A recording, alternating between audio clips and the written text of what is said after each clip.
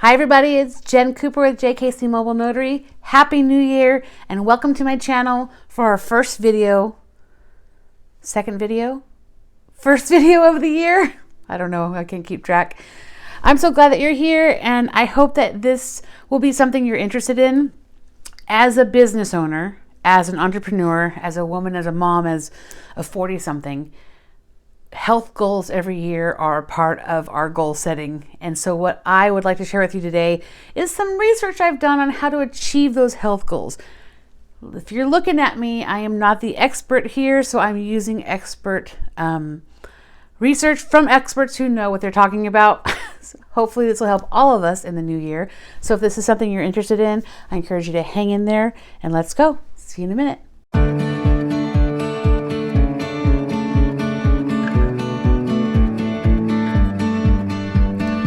Okay guys, so we're going to talk about the thing we all do. Maybe you don't. Maybe you don't have health goals. I'm not talking about losing weight exclusively. I'm talking about health goals, about our overall health, our mental health, our physical health, all of the health. I don't know anyone who doesn't put it on their list of goals or resolutions or whatever for the new year. And so if you have that on your list, I want to share with you some research I've done on how to achieve those goals, maybe for the first time, and how to set realistic goals for yourself. So from experience, I have had seasons of absolute total activity, working out on a regular basis, yoga every day, that sort of thing. And then I go through seasons without. And so I'm in and out of this flux. Excuse me. What I will do, generally speaking, especially New Year goals, is I will set these big goals. And I have big goals this year, guys, but I'll set these big goals and my first steps are big steps. And I'll do this killer workout and then I won't be able to walk for 2 days. And then that turns into not going back to work out for 2 weeks. And then you see a ball can start rolling. One of the big changes I'm making this year in all of my goal setting is those big goals. And I've shared this before. I have a couple health goals, but the big one is 2 of them. But the big one I want to talk about is losing 100 pounds this year. And so when you just put that on a piece of paper, it looks incredibly daunting. It's very simple. I mean, I'm not gonna say it's simple, but it's only about 2 pounds a week. So it's doable for almost anybody. And, but how to do it and how to be successful with it is the whole question that we ask ourselves, right? So I found this website the article's titled 10 Things You Can Do to Get Healthy. This is not about losing weight. This is not about any of that. This is about how to be healthy, which I find to be really very realistic for anybody. So I'm going to go over her 10 steps. I'm going to talk about a couple things that I would add into that.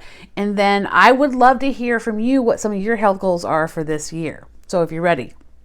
Also, this channel is all about business, women business owners, entrepreneurship, that sort of thing. This doesn't fall into a business thing, except that we are entrepreneurs. And I find that having a goal like this on my goal list is daunting because my schedule is crazy. And I'm a mom and I'm a wife and I'm an entrepreneur. All of those things have to happen, as well as take care of myself, as well as hit my health goals. So the reason this is on this channel is because it does apply to us. So let's get into it. The doctor who is giving us these tips is Dr. Mita Ray, and her website is drmitaray.org. And this article is 10 things you can do to get healthy. It'll all be linked in the description box. Okay, so I'm gonna go over her 10 steps pretty quickly and kind of just get into them a little bit. So her first one is breathe. Sounds simple, right? I'm going to speak from my own personal experience here that the simple act of learning to and using a deep breathing technique can have a massive impact on your day. It can resolve a food craving if you're trying to fight one. But really more than that, it can greatly improve your stress levels. Dr. Mita suggests taking 10 slow breaths from the diaphragm slow inhales and slow exhales. I've also found that box breathing can be incredibly effective. Box breathing kind of works like this. You inhale for the count of 4. So 1, 2, 3, 4, and at the top of that you hold it for the count of 4. 1, 2, 3, 4. Then you exhale for the count of 4, and then you do that 3 to 4 times. It has been a lifesaver for me on many occasions. My son, who learned this at the age of 13 and has used it all the time when it comes to school, and he's got a little bit of an anxiety issue, so he very often, you could see him in a corner with his eyes shut, just inhaling, holding and exhaling. It's a stress buster. No matter what's going on in your life, if you can find a few minutes to just breathe, and maybe in a controlled fashion, it's amazing how it could get you recentered in the midst of chaos. So breathing is one of her first steps. Water. I think we all know this, that drinking water is just important for our overall health. We've all heard it from all of our doctors: get rid of soda, limit coffee, switch to water, right? Well, I think we all kind of don't know how much of that we're supposed to do. So I've added in my blog post, and it's in the link below, an article about how much you should drink and the benefits of drinking. But I'm going to go over a little bit of the benefits from this article from health.harvard.edu called "How Much Water Should You Drink?" Straightforward. And some of their benefits are drinking water carries nutrients and oxygen to your cells. It flushes bacteria from your bladder, aiding in digestion, preventing constipation, normalizing blood pressure, cushioning joints, protecting organs and tissue, regulating body temperature, and maintaining electrolyte sodium balance. They also give us a really kind of good overview on how you can determine how much water you need to drink for yourself. So water, water, water, water, water. Number 3, plants. The doctor is suggesting that we eat something from the plant kingdom for every meal, and that it be the biggest portion on our plate. Plant kingdom foods include vegetables, fruits, legumes, and whole grains. I don't think that's a new thing. I think putting it into practice can be hard for us in America, who normally have plates that have a big side of animal protein, a big side of starch, pasta, rice, and a small salad or maybe vegetables. So turning that on its head, it just takes some planning. Sleep. And if you have missed this one, you have been literally sleeping under a rock. Sleep, sleep, sleep is what we hear all the time on how to regulate and better our health. Getting enough sleep and consistent sleep has been one of the most important parts of somebody's health journey. And Dr. Ray suggests that going to bed and waking up at the same time for at least 6 days a week and getting 8 hours of sleep is the goal. Also, if you are going to do this, setting a nighttime routine will help that regular going to bed and sleeping time. It's really hard to do that as a human being 7 days a week, but especially in when we're raising children and living and running businesses and that kind of thing, it's hard. We have lots of things that pop up in the evening. We've discovered how hard it is to have a nighttime routine, but I think it's vital to have it.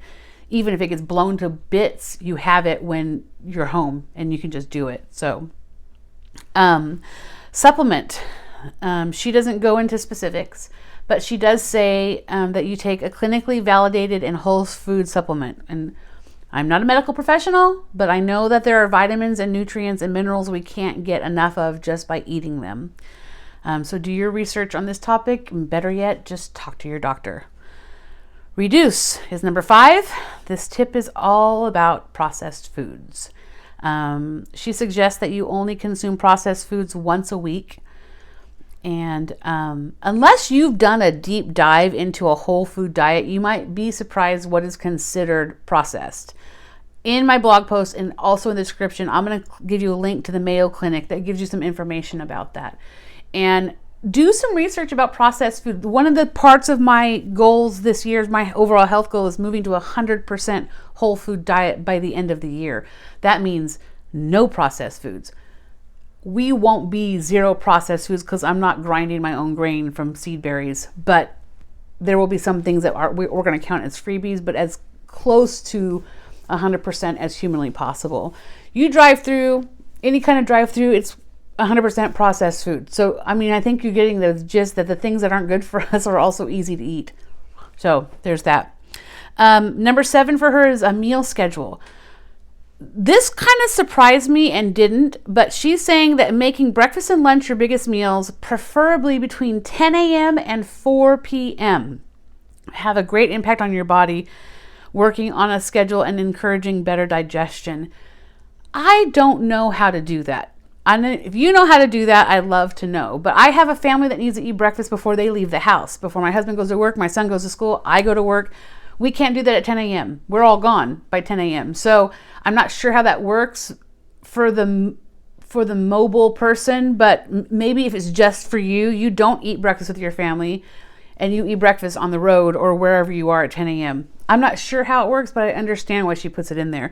What I'm going to say for that, just aside from the 10 a.m. thing, is that yes, lunch and breakfast should be your biggest caloric and fat intake. Dinner should be light and easy. That is not a natural thing that we do in this country. It would take some work to kind of get into that routine.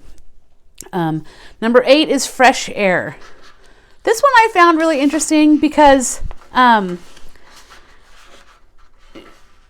she's suggesting that you spend time outside, move your body, and just take a couple deep breaths outside. I don't disagree with her. I think that we need the vitamin D. I think that getting out and just stretching your legs and your body is a good idea. But I think for any healthy lifestyle, you need to have some sort of physical activity or workout routine. She's not talking about that, and that's okay. But we will talk about it a little bit. Her number 9 is greens. She suggests that you start every day with a green drink. She gives a recipe in that blog post. I haven't gotten past a Jamba Juice green drink at home, so I can't speak to that. Not that I don't disagree that it would be healthy. And then her last tip is thoughts. And I like this one. Her advice is to think good thoughts. Prioritizing mental health and happiness is another part of any healthy journey. So those are Dr. Ray's tips. I have a couple in addition to that. Start small.